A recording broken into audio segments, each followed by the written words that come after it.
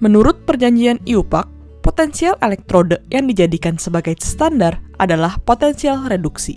Potensial reduksi standar ini diukur pada konsentrasi larutan 1 molar pada tekanan 1 atm dan suhu 25 derajat Celcius.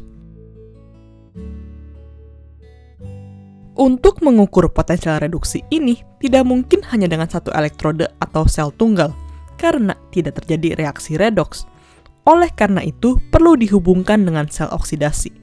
Sel oksidasi yang dipilih menjadi standar adalah hidrogen. Reaksinya itu H2 gas menjadi 2H+ dan 2 elektron.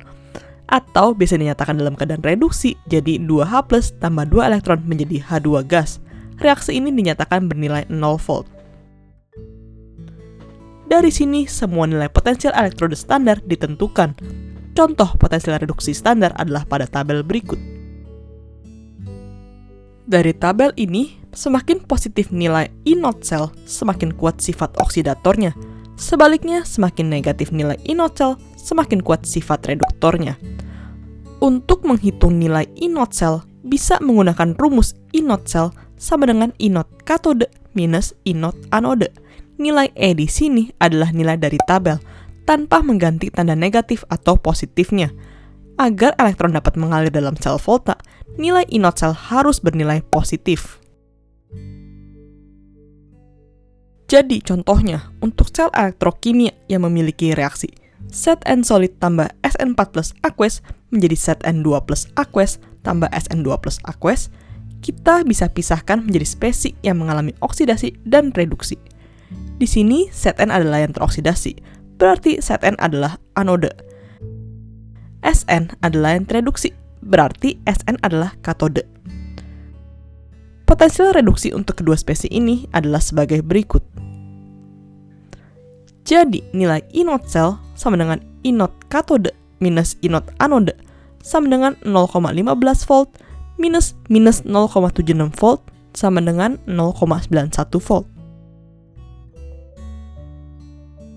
Contoh soal berikutnya adalah, berdasarkan data potensial standar berikut, tuliskan persamaan reaksi elektrokimia yang dapat berlangsung. Agar reaksi elektrokimia bisa berlangsung spontan, nilai inot cell harus bernilai positif.